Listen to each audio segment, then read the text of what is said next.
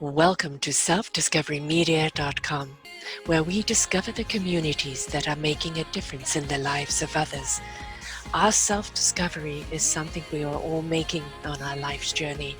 Here you will find the people that will be your guidance, that will be your inspiration, that will be there for you in support on your journey of life. Do enjoy.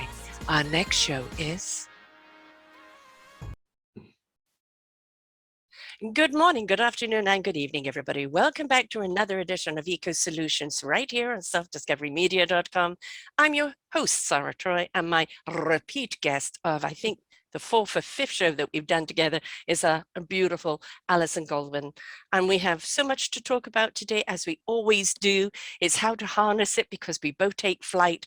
But she has been doing something for 34 years, and that is trying to create a global party where everybody comes together in a heightened soul, heightened heart, heightened awareness, and in heightened love. We're going to be talking about how the earth is poorly marketed today. We're going to talk about her new site and how basically she's set the venue. She's ordered the DJ. Everything is in place. It's just for the people to step up and play their part. So it's the 34th year of partying, the party planning of Synchronous Story. I always say this wrong. I'm sorry. It's just I can't get around it. And it's unprecedented, interstellar, music-propelled Be Earth Day party. And it's the party celebration, every living being broadcasted live worldwide. And as a global family is upending the escalating crisis as a worldwide aerospace industrial ventures into outer space exploration. It feels like a birth on Earth, the Be Earth contractions of which are intensifying and accelerating. It's incumbent upon us and our survival to shift perceptions about the world around us and within us. Sync's dazzling companion ride through inner space explorations opens our eyes, helping a world of 8 billion earthly stars get spaced out and tuned in with a musically thrilling cosmic show that verifies as above, so below. We've done a lot together. We did this beautiful Let's Get Synced series where she, brought me people to interview, which was all about people changing the perception on climate before we actually change the climate change, because so many people think it's, going back to the dark ages instead of understanding the empowerment of what we really can do. And we know at the present moment, Earth is in trouble because of us. And a lot of it is ignorance, a lot of it is fear, and a lot of it is the way we are marketed and the way we market Earth. And it's special interests that seem to be getting the attention instead of the special interest of our planet, of our hearts, and of our souls. And when we ignite that, and we live in gratitude and appreciation for what this beautiful planet gives us, then maybe we would actually change our perception of how we treat it. Welcome back, Alison.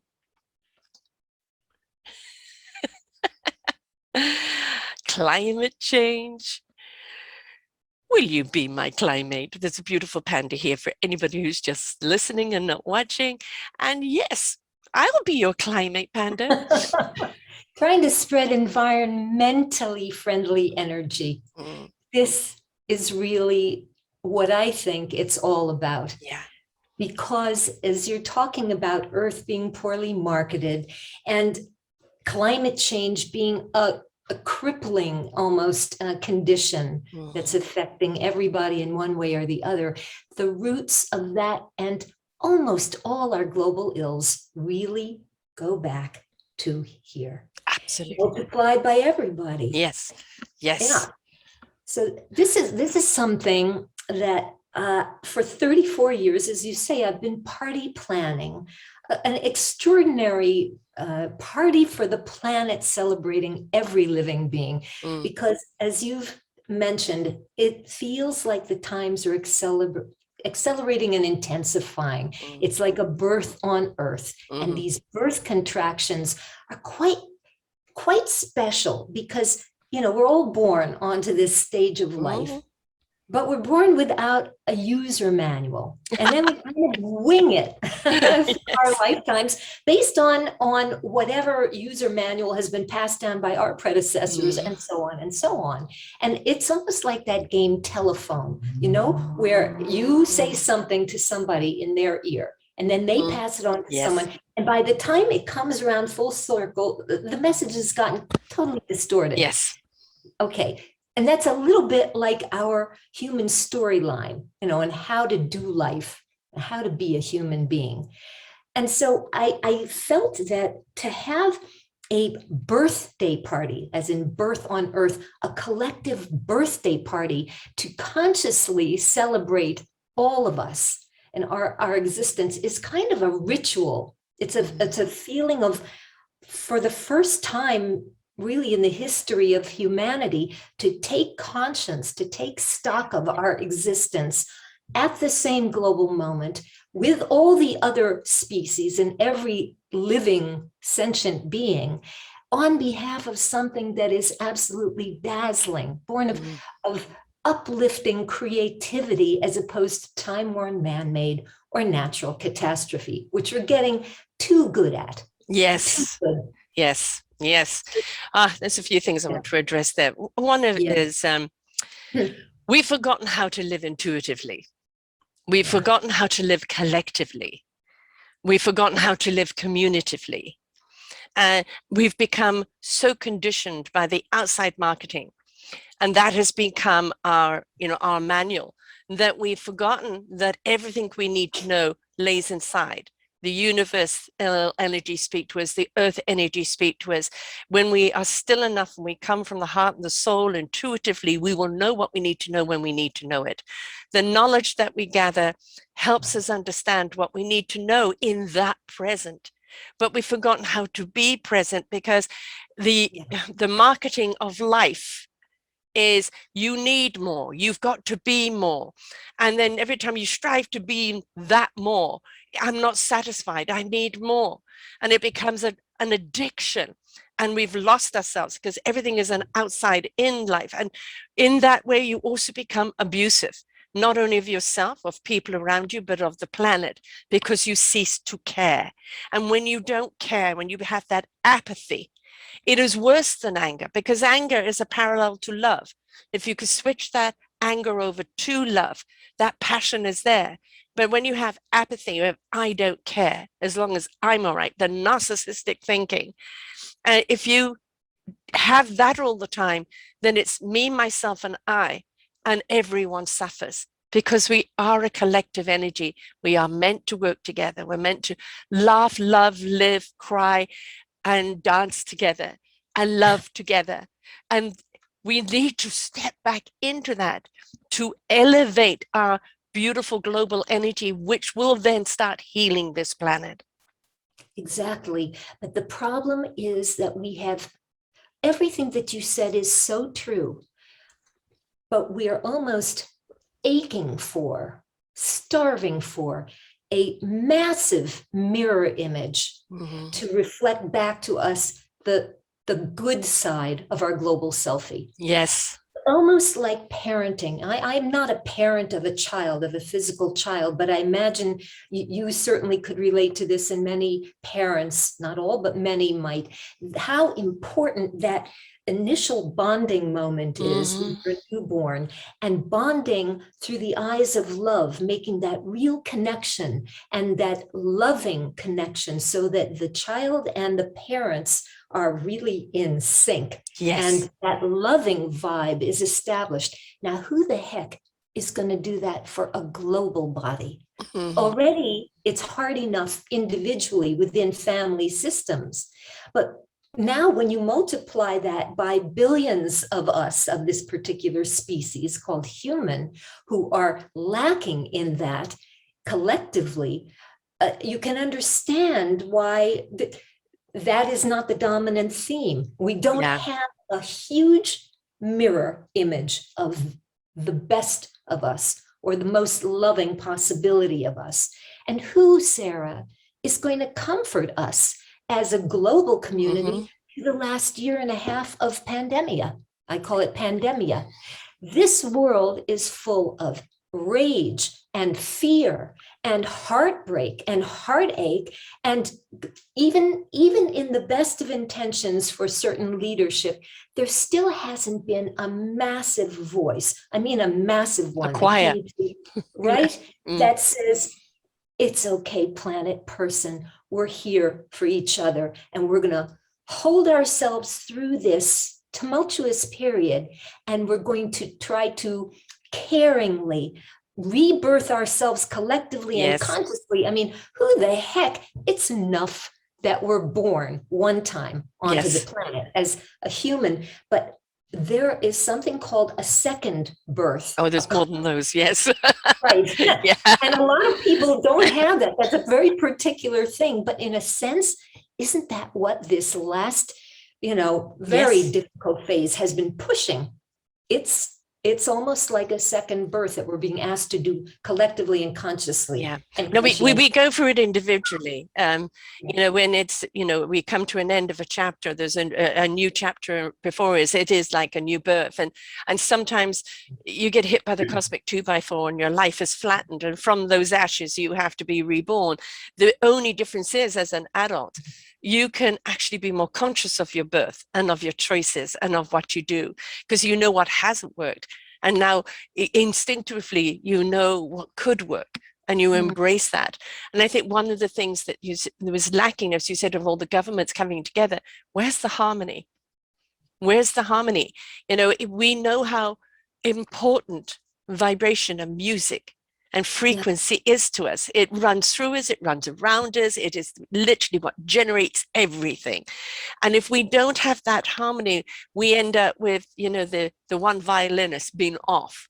And that's all we can hear, even though everybody else may be playing perfectly, right? Or the nails on the chalkboard, and and that's what we're drawing attention to. So we're drawing our attention to the discord instead of rising up in the harmony of gratitude. It's been one hell of an 18-20 months, one hell of it. For some people, it's been a wonderful pivot and a redirection.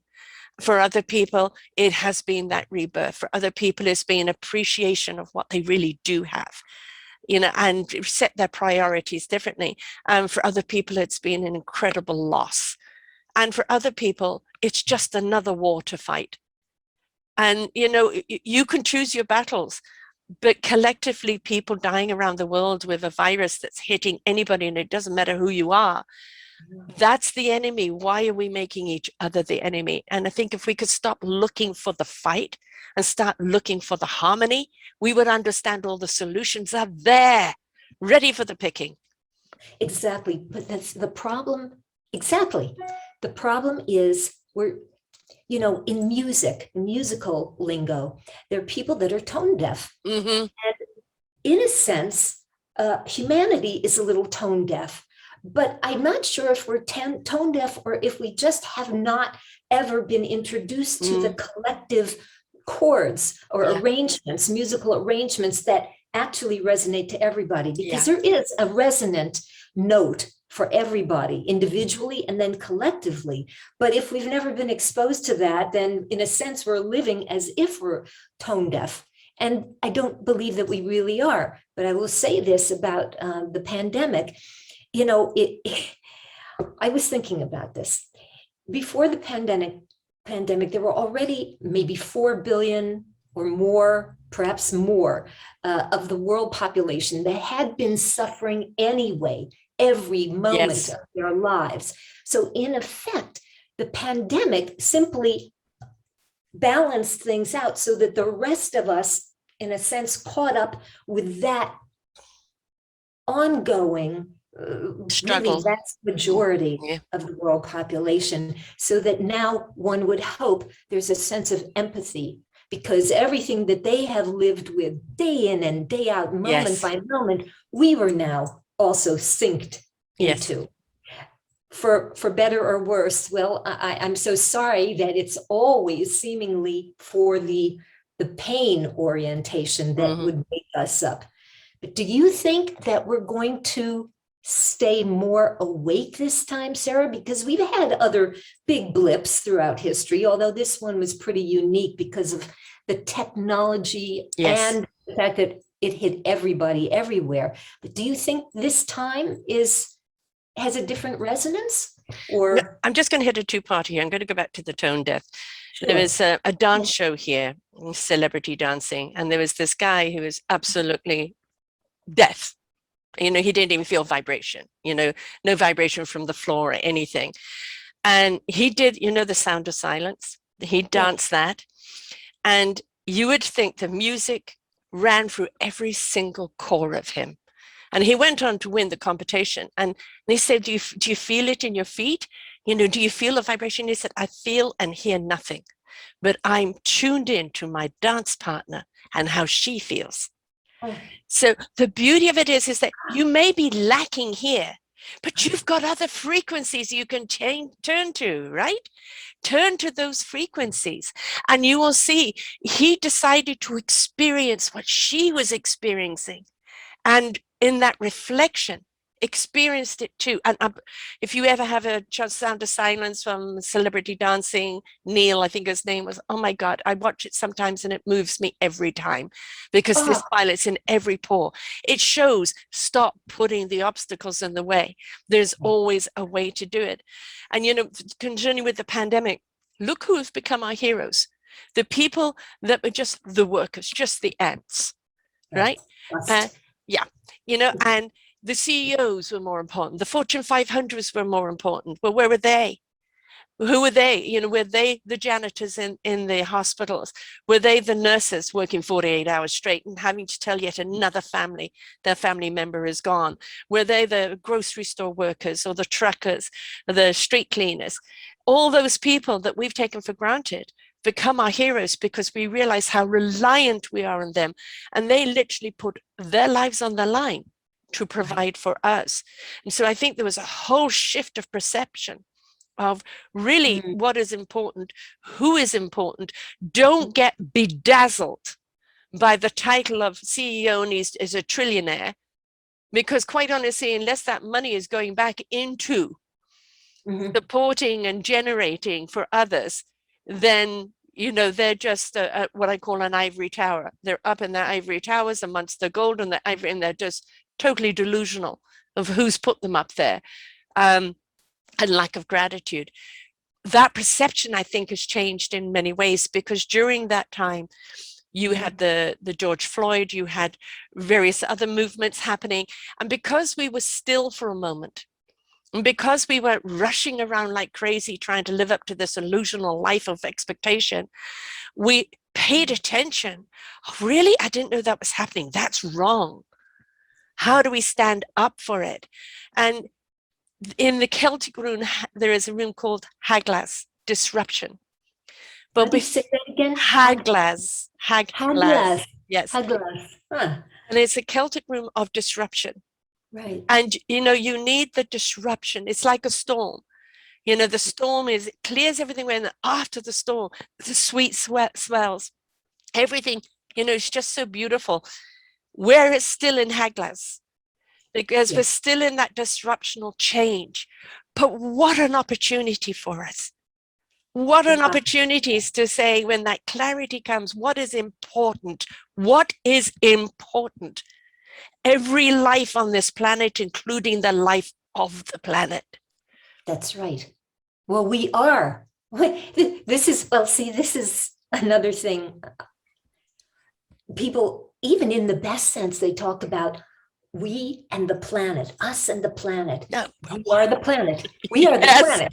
Yes. We really are. Yeah. What I often love, well, first of all, I'm fascinated by this dancer that you talked to me about, because that is a stunning metaphor of the, and of the limitation in our senses. And I understand, listen, in a sense, if all we've known, most of us, has been the senses, the five senses, then unless something intervenes, in a rather dramatic way, what's going to compel us to even wander into another sense? Because pretty much we like to stay in our stasis of what we know, and change is also very disruptive. But we have really been pummeled and, pushed to change and to disruption in the ultimate sense these last, 2 years, or even more, I would say, the last several years.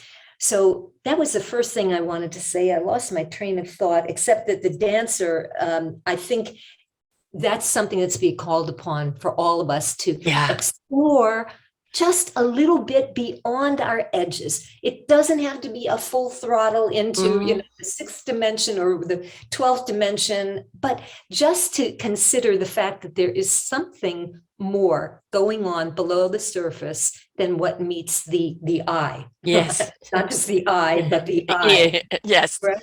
The eye of Yeah. our heart. And I think that's the thing. He was ignited with his heart. So he Yeah. felt the dance. He felt the music without hearing it. He felt the vibration, right? He couldn't feel it through his feet or anyway, but his heart felt it. And so many people are so scared to feel with the heart. Oh, I don't want the pain. My heart was broken and I don't want to go there again. If you are not ignited in your heart, you're not living. Yeah, really. So, but then I want to ask you something.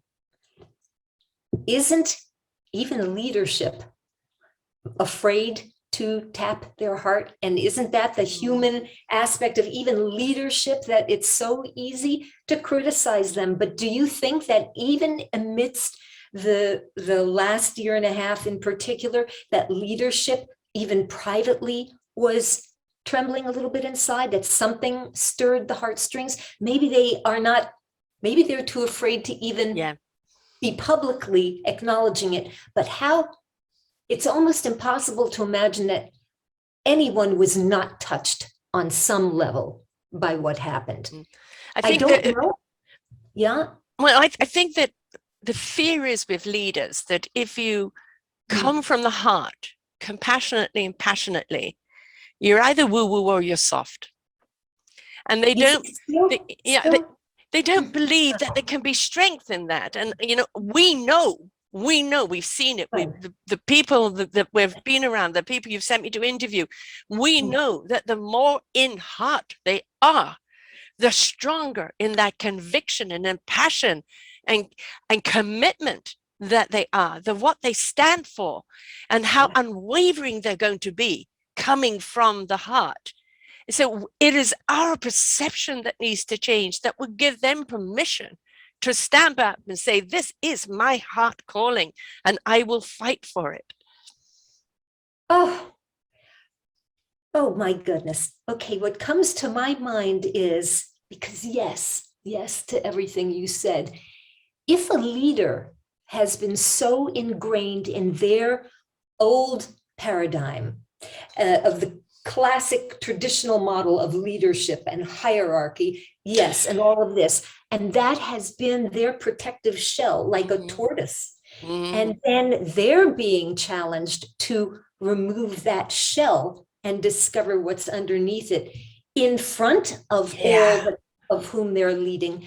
That can be a terrifying thing. And I'm not justifying it at all, but I'm saying I can almost understand why they may be very reluctant to venture out of that protective tortoise shell and expose themselves to the elements, even on behalf of the best. Yes. Of what you're saying, even if that means that they are going to have even more profits, but in a new sense of profits, even if they're going to be even more adored now by a public that genuinely adores them, not just goes through the motions under pressure, because that's the diplomacy that they're enforcing on their constituency.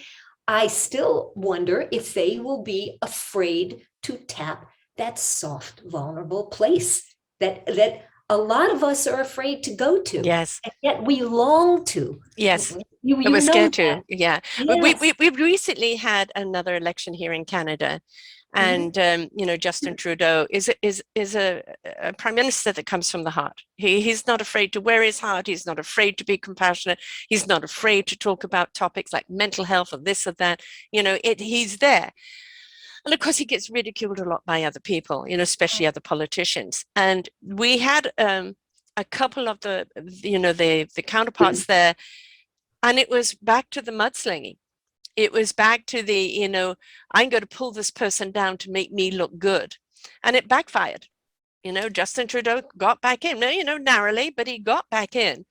And basically what is people are saying, we've just had 18, 20 months of almost suppression The last thing we need is a mud fight, is a whole load of BS. We want somebody, whether he's perfect or not, who at least is compassionate about his people. Is he going to make all the right decisions? No, but at least he's coming from a place of heart. And, that was politically, take the politics aside from it. I think what people were drawn to is this is a person who's not afraid to have his heart on his sleeve and to speak to how he feels, where everybody else was still on that old agenda. And nobody, I love that. Yeah, we don't want that. We was tired of that. How can we rise as a human race when there's constantly mud throwing all the time? Indeed. But what I love about what you're saying is that people en masse are now endorsing that visibly, viscerally. And maybe that is the kind of this is so twisted in my thinking, but maybe that's the kind of support system that actually leadership needed, but never had, because also the people's voice was suppressed. And though there were moments where we would speak out collectively en masse in the kind of powered energy that's very different now as a result of COVID, maybe that's a different energetic that they're picking up on slowly but surely. I don't know. But what concerns me is that it seems like there are these two dynamics, like many dynamics are playing out, but two big ones in particular. It's the shift towards the new in this very dynamic, hope-filled, energetic, and the old paradigm and the new, both sort of rubbing up against each other. What I see is, and you tell me what you think, I see really fabulous, heartfelt, heart-motivated endeavors blossoming across the worldwide spectrum, more and more. At the same time, I see also things that are happening on behalf of this with the old energy fueling it, but designed to speak in the trendy new direction. I see some of this with the space industry. There's a huge enthusiasm, and I think a very necessary and vital one, as everybody is rocketing out there. But at the same time, it seems to be unregulated, willy-nilly, before we even got our act together. The same dynamic that we've been living with on Earth, and already it's often running in space. So I'm concerned that the musculature of the global mindset is still in its infancy, and it's already gotten the better of us. We're already up there. You've already got rogue missions, and fascinating. It's entrepreneurial as all get out, but I don't know how careful and mindful everybody who's freely out there, mining the universe, like the Wild West. So I'm questioning, are we repeating ourselves? What is your thought? I've got two thoughts on that. One, we know governments can't afford to send people to space anymore, right? So it's the entrepreneur, as it is in many industries. And, I interview many veterans, and they say that the support they need is not there because the government or the programs don't understand. So they create their own programs and support for other veterans because they know what they need. And so, what we're seeing now, and I'm going to switch over to the other side I was going to talk about, and the Let's Get Synced series that we did, and the people that you sent to me, and every single one of them, we're talking about the climate change of mind before anybody can step into climate change action. And it was just so wonderful, the people that have dedicated their lives like you have, that have come up with some simple solutions. John Bunzel. And pure necessity, of people, planet for profit, not profit at the expense of people and planet. And there's so many of them that just the wisdom and the dedication and the compassion and the commitment that they put behind it, but it was also so logical and rational. And these are their own individual entrepreneurs who are seeing it's not being done by powers in government. We need to get it done. So what you're seeing in space right now is the people with way too much money, and they're kind of thinking, well, now I own space because I can afford to go there, right? And it is up to us to regulate what they can do up there. But on the same time, they're the only people who can afford to. So let's say, okay, we'll be your rocket fuel, but these are the boundaries. Yes. Right? Yes, exactly. We shall see if that eventuates and how rapidly. I have to say, though, on behalf of the space exploration, I don't know if you watched William Shatner. Yes. Oh, yeah. Go, but return. Because yes, for me, it was the return. Yes. This was stunning. Yeah. And as stunning as it was to hear him remark about this remarkable experience, was more so those first almost infant steps when he emerged from the capsule and stood like a babe on terra firma. Yeah. It was extraordinary. That was the unspoken word, the energy. The rediscovery. Exactly. Yeah. My gosh. Now, if only we could all have some semblance of that, some little taste, as he was saying to Jeff Bezos as well. And at that moment, when I heard him, I was already so overcome with the silence of his first moments. But when I did actually listen to him speak to Bezos at the end, so moved was he, and said how it was almost like he was begging that there be a means for the entire world now to taste a little of what he experienced. And I thought of synchronicity. I'm not saying that synchronicity, this event, is that or would be that, but to me, it's one of the closest approximations that exists at this moment on the global event spectrum that might stir that in everybody. Well, I mean, let's face it, when a crisis happens, we come together and step up for each other. And when there's something to really celebrate, we celebrate along with the people. You're talking about that celebration, and that celebration will bring about appreciation. It will bring about connection. It will bring about the diversity. It will bring about other species on this planet that we don't pay attention to, because everyone's invited to the party. And then we can look at another person of different ethnicity, color, religion, or anything else, and see a human being with a heart, with a soul, with a passion, with a concern for living, wanting to provide for their family, wanting to have a meaningful purpose in life, wanting to be able to contribute to life, wanting to have that experience. And if we can take away the vehicle, the facade, this casing that we're in, and realize this is just the casing that we're in. Let the heart and the soul and the spirit speak louder. Let us connect and see each other in that way. Let's dance together in a one beautiful spirit. Let's harmonize together. And then we are going to come away with that same beautiful experience that William Shatner went through of, I have just rediscovered the planet, my life on this planet, and the beautiful scent of life that's on this planet. What a spokesperson you are. And I am not at all surprised that you are on Synchronicity's Interstellar Party Planner page on our website. Folks, I'm just mentioning that. You made a fabulous video because your ebullience and your effervescence is really articulating the essence of what Sync is about, with this music propulsion behind it. Because at the end of the day, it's the beat. It's the beat that gets us going. Right? Yes. It's the rhythm, it's the tempo. Exactly. And we've got great words, but something, even language, the words can get in the way. But there are two universal languages that speak to everybody: love and music. Undeniable. Right? Yes. Yeah. Yes. So maybe. And what did they do? What did they both do? What do they have in common? Love elevates. Love extends your arms to want to wrap around. Love invites you to feel everything.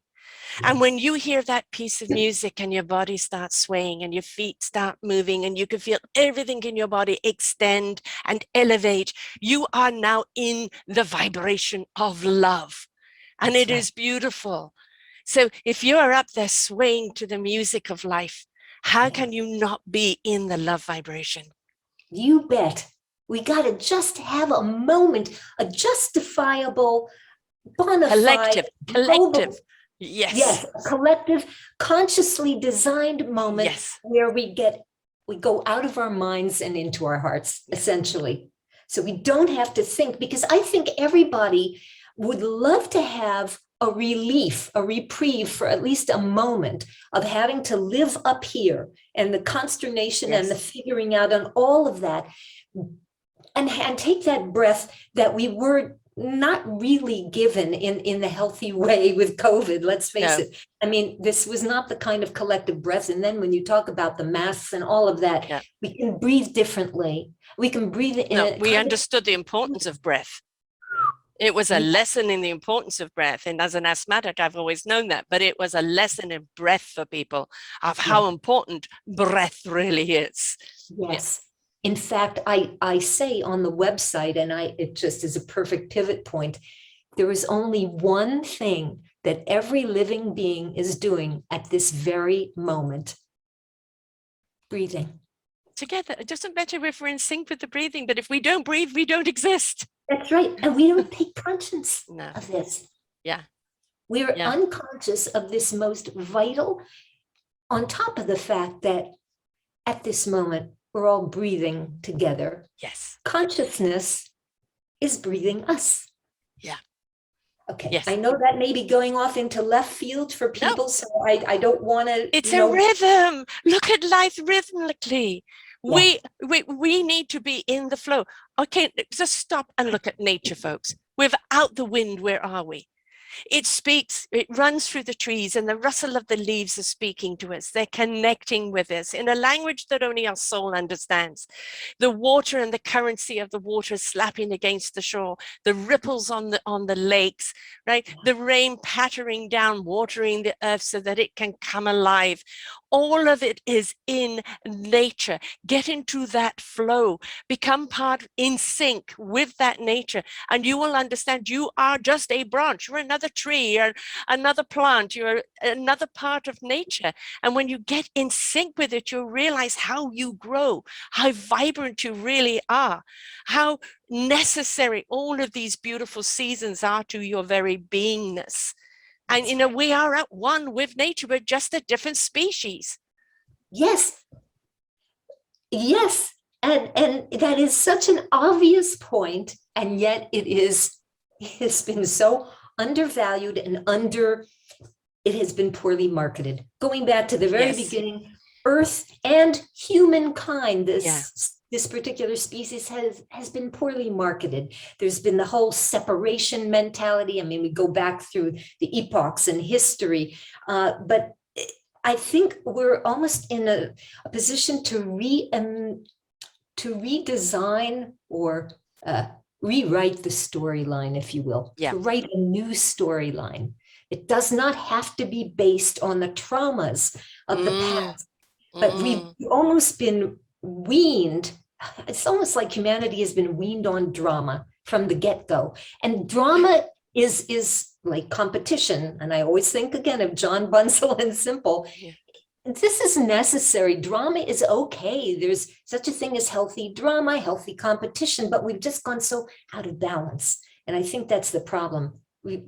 Humankind has taken things way too far on one end of the spectrum. Well, well, we don't know how that pendulum, the things like I'm a Libran too. So, everybody thinks, oh, you want to be perfectly balanced. No, it is about the scales being able to go up and down in the flow of life. And what you don't want is the extremities. When you have the extreme highs and the extreme lows, then you're out of balance. But when you can keep things in a lovely rhythm, then you're in flow, right? And let's look at that marketing. What sells? Fear, right? Hysteria, drama, and it generates kind of an enzyme in our body that then becomes addicted to it, because it's almost an escapism from any of our own pain. I've been doing this 9.5 years now, and the over 2,000 shows I've done, especially of coaches, especially people who have gone through the process of life, it's that they've understood things happen to them to redirect them, to teach them, to show them how courageous they are, how strong they are, how many Mm. more abilities that they have that they never knew, what their meaningful purpose is, and how to step into it, because they're willing to come out of the drama and step into the purpose of life, which is serving one another. Right. Right. But we've got stuck, as I say, the emotions are all here to teach, the emotions. I'm mad, I'm glad, I'm this and that. Okay, spend that emotion. Be in that emotion. Don't become emotional about the emotions. And that's where we've got stuck, right? We've got stuck on the melodrama. Why? Because it sells. That's Stop buying. Are you really happy in this constant tension and right. anxiety and depression and worry and fear? Is this serving you? Are you serving anyone else? Because when you realize you are here to contribute, you are here to be of service to one another. You can't do that. You can't have clarity if everything about you is grabbing like a tight fist, right? Intense. There's no flow within your body then. You're stopping that flow of that clarity. So we need to look at ourselves individually on what we're contributing. And if we're contributing that drama, how is it helping the planet? Do we need to do some work on ourselves first? Do we need to heal ourselves first? And then we can bring that healing love to the planet and collectively become that wonderful orchestra that we need. Well, see, that's really pivotal also, because I was talking to somebody recently about this dynamic, and it had to do with purpose. Mm-hmm. If you give, there are so many people that don't have the luxury of the freedom of expression or the freedom of their lives, or at least it's set up in such a way that it's really a challenge. I mean, choice is always there in terms of how we perceive it, but it's so easy to say that when one is in a position of relative comfort. I mean, I'm always cognizant of that. And yet I know that choice is always our freedom to Yes. utilize. Yes. But if you give people the freedom and the comfort that they finally long for, and you give that to them long enough, and this was part of this discussion I had recently, there oftentimes comes a point, however long it is for each person, where that buzz, that monkey mind, or that whatever disruptive energy starts to kick in, and the drama, because everything has been going along fine for so long, and then they have to start something, make a little here, a little there to stimulate, to get that drama going. But I think that what circumvents that drama, or that tendency towards the melodrama, is what you're saying, purpose. Yes. So because everyone needs to feel their relevance, their value, and their worth. Otherwise, what the heck are they doing here? Why are we here? Just to wander around like flotsam in the universe? So that's really going to what you were saying, purpose. And I think how one finds their footpath towards their particular purpose in life, that's up to each person. But I don't know. That's all I can say on that. I will answer that one, because I think how people find that purpose is being willing to go through the process. Now, when you get into drama, or you get into, a trauma, you get stuck in that. You become crippled by it, and you're unable to see anything else. When somebody can shift your thinking and just take baby steps, let's just move forward one step at the other. Isn't this feeling better?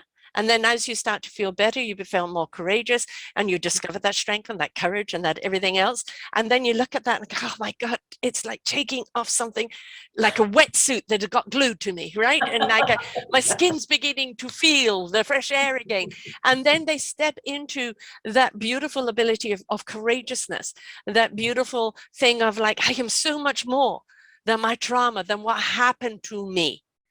Because what is a trauma? It's something that happened to you. And we get caught up with what happened to us rather than what we are. And when we discover what we are, we realize that happened to me, but it's my choice to whether I become crippled by it or have it use it as a fuel to propel me forward. And so we all have those capabilities.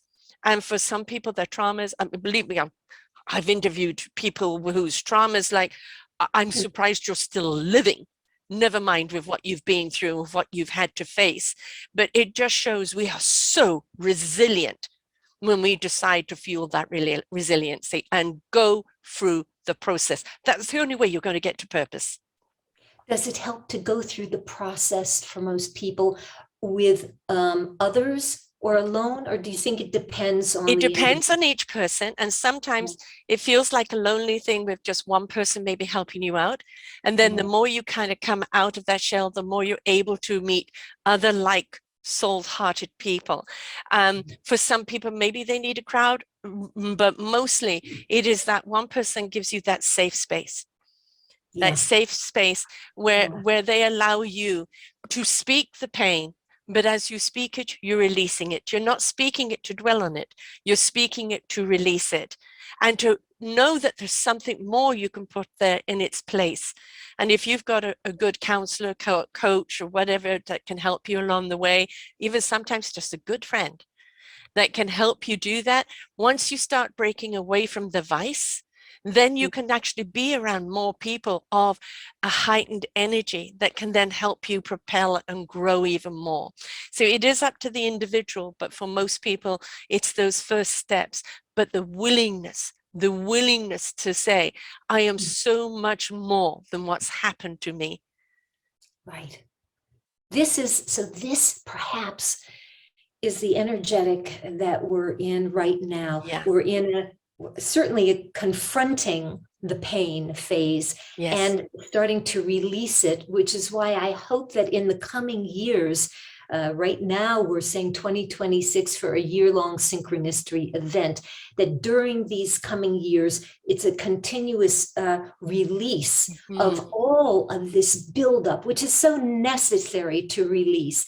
I wish that there was a safe space collectively to do that, but there isn't. So each one is finding their way within their community or their nationality or their family, or maybe they're not finding the safe space. That's also part of the reality, but we hope that they find it, even if it's very private within this space.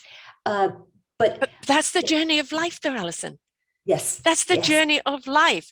You know, people who haven't been through anything, when they get, if the older they get and they suddenly get hit with something, it's more catastrophic. For people who are younger that had to weather the storm early, they've realized it's just a storm. I weathered it.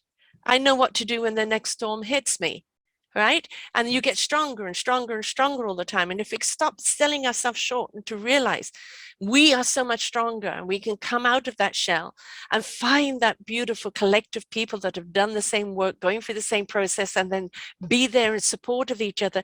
And then more and more we do that collectively, we come together in a higher frequency, a higher vibration of love for one another, for each other's meaningful purpose, and collectively work together and create that symphony. But it starts off with each and every one of us deciding, I am not that anymore. I want more. I want to be more. And the only person that can do that is me, with help. But if I'm not willing to take that step forward, I will be forever stuck. And I think people are feeling powerless and they don't realize that power is within them, right? We are the solution to the problem.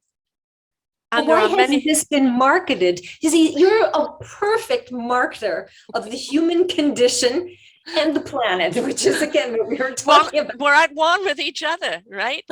Really? This is something very serious that is scientifically proven. Yes. The more people on this planet are in anger and in pain, I mean, especially when people say, just put your feet on the ground barefoot and release to the earth. You're releasing that pain and anger to the earth. But why do you think she's cracking up? She can't take this pain anymore. Yes. She said, you've got to give me joy. You've got to give me appreciation. You've got to give me gratitude. You've got to give me love, because I am just being saturated with your misery. And I am literally cracking up because I can't cope with the imbalance anymore. It's powerful. It's powerful. And so there are all kinds of reverberations going on. And some of them, which I was really surprised to read about, are even nations now returning. I just read this, I think it was earlier today, nations now returning certain artifacts, very precious artifacts from museums and other collections that belong to other nations and other cultures that had been stolen, through wars and seizures and all of this. They're now starting to return that. It's almost like reparations. I know Marianne Williamson talked in her presidential bid about reparations, for the Blacks. And even Nick Duffel, who's partnered with Simple, with John Bunzel's Simple, he was talking about, he's a psychohistorian, he was talking about nations apologizing to one another for the traumas they inflicted upon one another. What interesting And when are we going dynamic. to see religions do that? Oh, wouldn't that be something? I mean, we're facing that right now in Canada. Yes. When so many bodies of our, Aboriginal, and 200 bodies here and 300 bodies there, and it's like only when the church steps up and owns it, that then the healing can start. Government has, but the government and the people of today were not those of yesterday, and it's the institutions that need to step up and say we were wrong. Yes. I think that's starting. Doesn't that take more courage to do that? And doesn't that have a bigger impact than anything else to say, I'm sorry? Yes. I think a sincere sorry. Because again, I'm going to bring up, because I completely agree with you. And we see also how some of the muscle reflex of the human condition is very good at mimicking. And so there are lots of sorries. From the head up, not from the heart. Yes.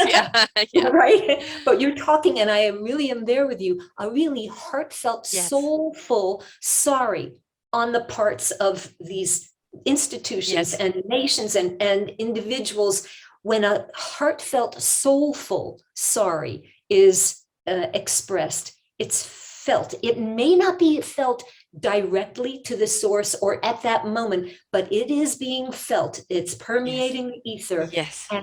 And I think that people, and again, you talked about leadership earlier, and if only they realize that if they rebranded themselves in more caring ways, they'd actually have a more flourishing constituency. And it's just amazing to me. Same with these institutions. Maybe the Catholic Church would have a newfound branding of itself that was based on something extraordinary that goes beyond rhetoric and goes really to the soul, which I think we're all capable of. I think. Well, there's a beautiful video put out by an Indian couple where they took talented children from around the world, whether they were guitarists or singers or players or whatever. I mean, it starts off with a kid playing, the drums on a washing machine, and then a couple of other brothers tap dancing, and it literally is these kids around the world singing "We Are the World," and different ethnic groups, even handicapped, and just exquisite talent. But the most beautiful thing about it was the coming together. Nobody saw the differences. Nobody saw disability, just differently abled. People saw what was in common. Right. And what's in common is that we want to belong collectively together. Now, you see this word communism thrown around right now. It's every day, communism. Do you really understand what communism is? Right? People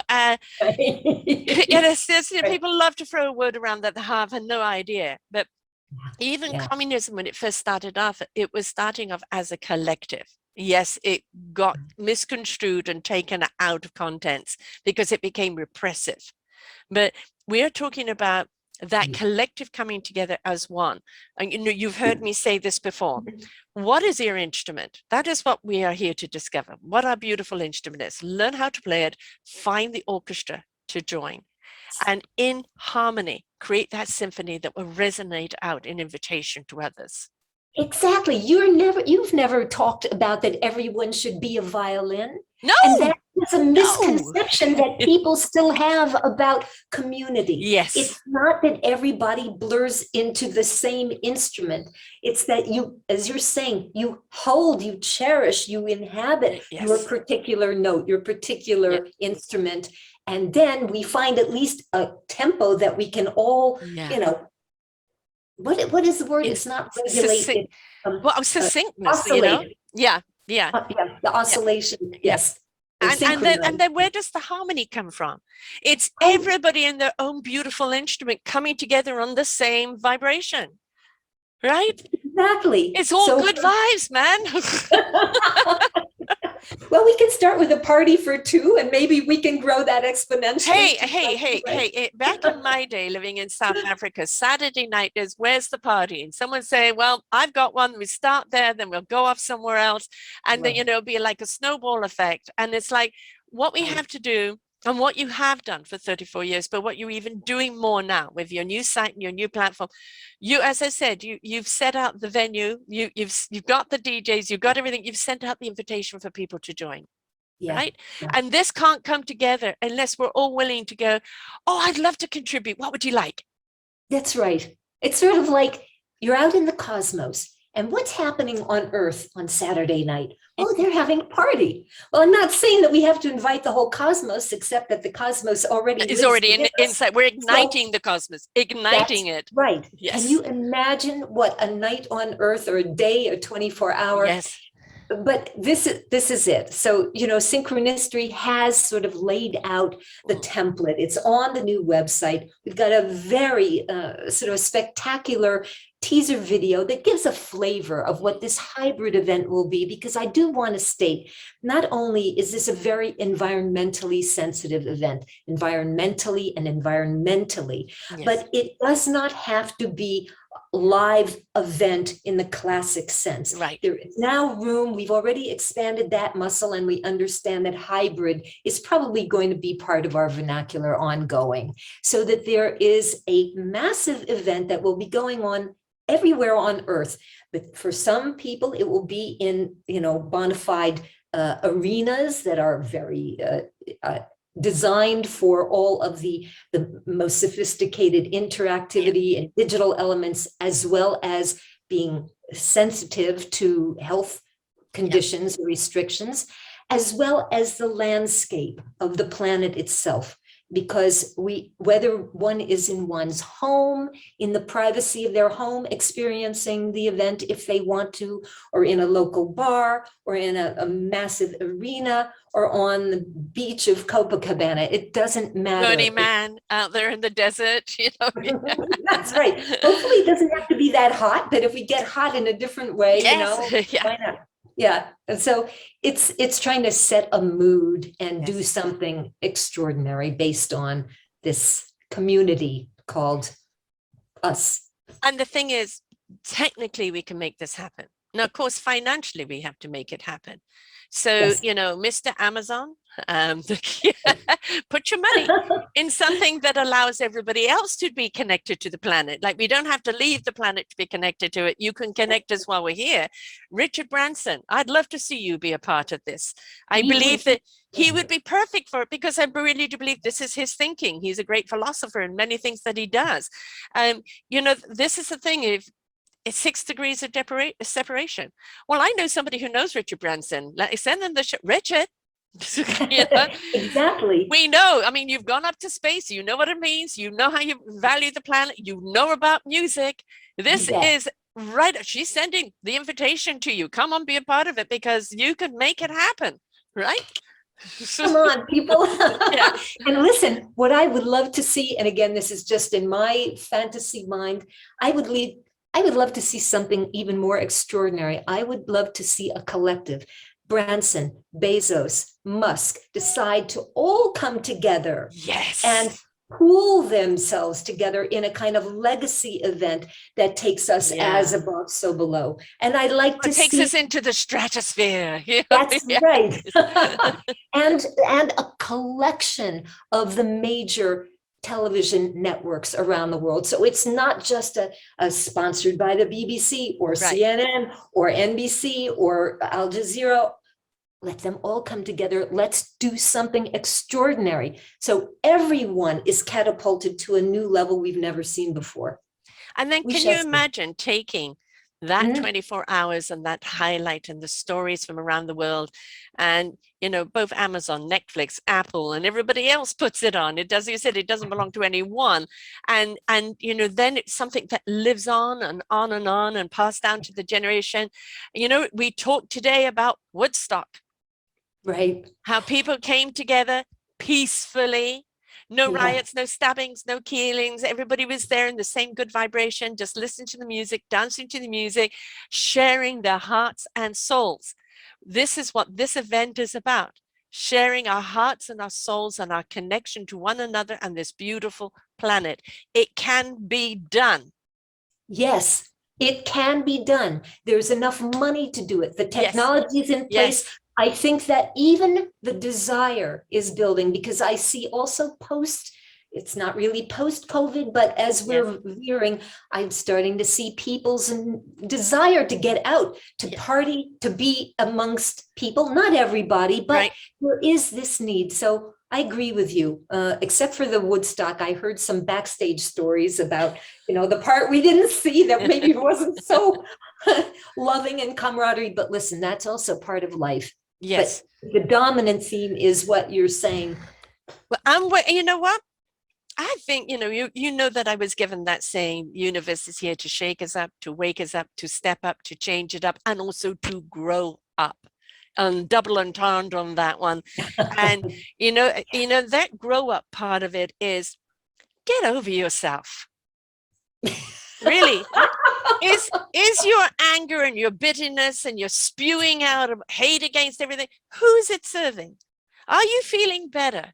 Has it given you peace? Has it given you a sense of purpose where you really feel you're contributing?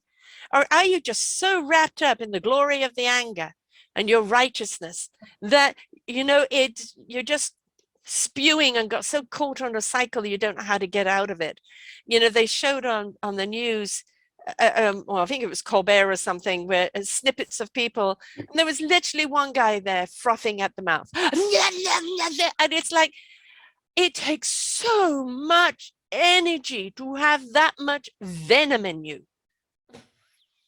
And when you decide to step into the peace and the love of life, you realize how much divine energy is in you and how harmonized it is. As I said, my daughters and my son and my son-in-law have just bought a cottage together. It will be part family cottage, part Airbnb. It's overlooking Lake Cowichan. And the person who built it before built a hot tub above the house so you could sit at the hot tub and overlook the lake. And it is the sense of tranquility there and the coming together. And their father and I have been separated 21 years. He was there as well because we're celebrating my son's birthday. And the openness that came about because of it. No shame, no blame, just opening and understanding. And, I do believe the setting set the place and the willingness to hear one another. Let us get over ourselves and our righteousness. It's like you are not contributing the right music. And it's not going to serve you. It's not going to serve anyone else. And it's going to make you diseased. Yeah. And in that disease will just eat you up, and that disease spews out to everyone else. Stop being part of the problem. You have the capabilities of being the solution. You bet. So let's set the tone. Let's set the tempo. Yes. Huh? Yes. Let's get synced for people. I get up a boogie. For the people that are full of anger and venom, yes. Okay, you have it. Let's dance it out. Yes. Because that's energy. Yes. So use the music constructively and not destructively, and let's move that energy out, liberate the soul. Yes. And I invite people to please come back and not only listen to the shows that Alison and I've done together, because they're all take flight like this and they're all very passionate, but also the Let's Get Sync series, the beautiful people that she brought to me. Each one of them blew my mind, and they blew my mind for the fact that successful entrepreneurs or ambassadors or, environmental, it all coming from, if we don't ignite the heart, we're never going to find the solution. And a young Prashang, Prashang Hamakarim has taken off in ways that are extraordinary. He gave me an hour and a half. I didn't know this, but he was wearing suit and tie, and he was like 100 and something degrees, the poor guy.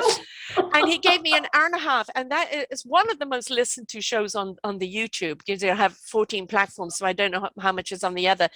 And I said to him, you're a leader. You're a future leader. You are going to change your country and your world. And he is. And it's that conviction and that passion and that purpose in him. You don't have to wait until you're an old fart for this. We see it in Greta, how much impact she's had. We see it in our young children that are speaking out, and it's, what, let's listen. Let's be inspired by them. Let's be illuminated by them. Let's invite everyone to this dance. Even if you decide to just be a spectator and let the music run for you in a different way, just come and be a part of it in some way, because I promise you, the elevation of your spirit, the elevation of your presence, the elevation of everything to do in your life will be intoxicating to you. And imagine what it will be to everyone else. Oh, goody. Can I come to this party? Told me. Hey, I don't care if we're geriatric, in our wheelchairs or on our walkers. It's like everyone and every being. It doesn't matter. It doesn't matter how you dance or if you get up and dance. It's just being part of that vibration, that celebration of this beautiful planet, of the life and the gift that we are to one another. And if we could step up and understand that gift, appreciate that gift, and live in that presence, we are just going to actually finally understand what life here on this earth is all about. I'm getting shivers. So proud of you. 34 years dedication to this. You wanted to do this a long time ago, but you know that a good thought needs to seed, and it needs to take the time to grow. And what you've got now, you've invited people to water and to nurture and to take more seeds and grow. You didn't give up on it, and things have pushed it back, like pandemics, obviously finances, or collectiveness, all of that. But that invitation, those tom-toms are out there all the time, and you've got more and more people seeding, and we're going to see this grow. We're going to see it come to fruition, because you've never let up. You've never given up, and you have persisted all the time, because this is your purpose. This is your calling to make this happen. And when it does happen, it's something that's going to be talked about for eons and repeated, because people know that this medicine works. Yeah. It's not a one-time party, but it's the kickoff event. Yes. Let's do it. And God bless you, Sarah, for your just effervescence. I can't thank you enough, because you've also been with me from the years past, not from the beginning, 34 years ago. But number of years now, 6 years, I think, or something like that. I think, but in a sense, it also feels like forever, because there's a recognition, and I'm grateful. And I say thank you also to all of the viewers or listeners, because I realize that what I'm talking about may seem, in a sense, so out there, but at the same time, so is war. So is the space program. So let's not limit ourselves just because it's what we've already done and we know. Now let's create a new thing. And this could be a dazzling thing for long, long time to come. Yeah, I want everyone to just look back 5 years, 10 years, 20 years, 50 years. We have these things called cell phones that are also computers today. The computer 30-something years ago, 30 or so years ago, was a city block, right? And it is through that, what if? What if we tried it this way? What if we did that? And somebody else comes up with, we could do that. That's a good idea. Let's give it a try. It didn't work. I'm not going to be discouraged. Let's try it this way. We are wondrous, explorers, adventurers, creative creatures. And when we step into that for the good of man, not for the destruction of man, and planet, we can actually see ourselves elevate, open, use the brains that we have a hell of a lot higher percentage, because when brain, heart, and soul are synced together, the wonders of the world are at our fingertips. But we can't just work from the brain up, because then that has no heart in it, and it's inclined to be destructive or greedy or the wrong kind of power. When we ignite the heart and soul into it and do it from that space, that creativeness is something that is just transcendent to everyone, and everyone think. But you know what, folks, while you're on your phone texting, oh yeah, that's my grandson, texting and this and that and everything else, and he's a miracle too. My grandson. Yeah. But while we're on that, and we've taken everything so much for granted, Yes. just stop and think for a moment. Look back in history. Well, that wasn't there 5 years ago, 10 years ago, 20 years ago. And all the people that put that creativeness forward for you, where's the thank you? Let's say thank you a lot more often. I love that. There's beautiful. Hi, Panda Bear. I just want to hug you. Can you be my climate? That's what we're saying. I'll be your climate for sure. Now, I really want people to go back, and all they have to do is put it in your name into selfdiscoverymedia.com and simply put in your name, Alison, and it's Goldwyn, and all of her shows that we've done together, including the wonderful one that we did, you know, with the Laszlo group.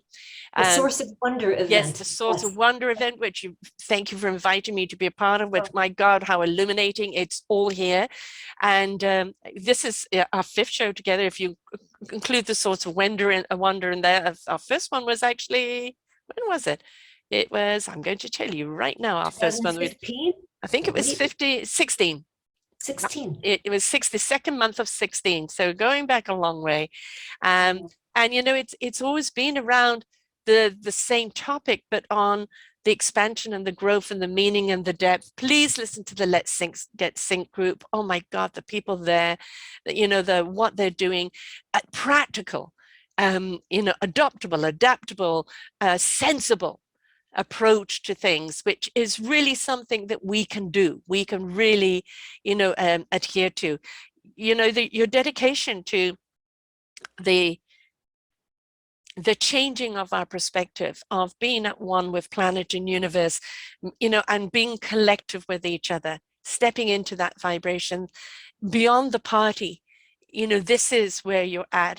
You are a connector, and it's about bringing all that connectiveness together. And thank you for your dedication and your persistence. And we thank you for yours. And you see, it's really, Sarah, it's just, it feeds one another. So again, I'm grateful, and I'm grateful to all those from the Let's Get Synced series and the Source of Wonder event, and there'll be more. Yes, there will be. Now tell people about how to get to the site and spell it out for people to, please, love. Yes, and we're going to do a little lesson in how to pronounce it. I know, I'm terrible every show. Worry. No, it's okay. I'm tripping over words all the time. Making history in synchronicity, right. Not synchron. It's like remove the city and replace it with a story. Right. Synchronicity. Synchronicity.com. And that's really the website, synchronicity.com, SYNCHRONI, and the word story, synchronicstory.com. Go there and catch the vibe. Do you know, we all love a party. We all love coming together. We all love being in good vibrations, but don't wait for someone, you know, your host, to do everything for you. You know, contribute. You know, this is, you know, I love a good potluck. I love a party when everybody brings something different to the table, right? And it's like, I don't care how big or small, a grain of sand or a whole crater, we can all be a part of this. We can all be a part of making this happen, because if we keep talking about it, we're giving it life. And then it will reach those collective people with the finances to make it happen. Because then it's like, well, the people really want this. So please share this show. Talk about it with your children and your family. They're going to want to be a part of this. They're going to love the idea of it. Let our kids in, because my goodness, they're the leaders of the future. And let's water and seed them right now, because they're the ones that are going to take those reins and make those changes we're already seeing. And we want to encourage that. Old habits are hard to die, but we can still change those habits. It doesn't matter how old we get, but let's invite the young blood in, because that inspires us to see things differently. So share it with your school, share it with everything else. Let them be a part of it. Invite them. This is an invitation, folks, and we want an RSVP. Including MSG Dome in Las Vegas and the one that may emerge in London. Right. All of it, all of it, all of it, participation, right? Nothing happens unless we're willing to contribute, participate, and ignite. And we're all capable of doing that. So let's do it. I want to go to this party. Come on, right? And we can make it happen. So please talk about it, share about it. Get our youth talking about it. Get them part of the planning. Right? They've got brilliant ideas, and you're open to those brilliant ideas, right? Absolutely. Absolutely. Welcome, world. It's all of us. It's about all of us. So all of us can be a part of it, right? Exactly. Yeah. Always a delight, Alison. I always love having you on here. Your heart and soul just, pops out of you, and your conviction and your dedication. But it's also the gathering of the people, like our beautiful Laszlo boys. I've had both of them on now, the father and the son, and all the other people that you've brought me to interview. And they are really the movers and shakers of the world. They're the people that have poured their commitment into their lives, into making a difference. And we're all capable of that. So thank you for showing us such dedication. Until next time, folks, there's a party for us to go to. So we're all part of that system, that what needs to happen. But you know what? Okay, if that's too big a party for you to start off with the party within you. The heart, the soul, and the spirit, when you ignite them and they get dancing together, my God, are you in a good rhythm? So until next time, folks, bye for now. We hope that you enjoyed the show. You will hear many, many shows here on selfdiscoverymedia.com. We have new shows for you out every week. Just find them on our podcast or What's New.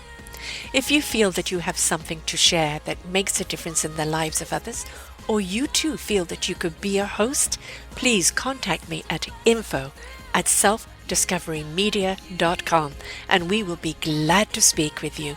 Have a wonderful day.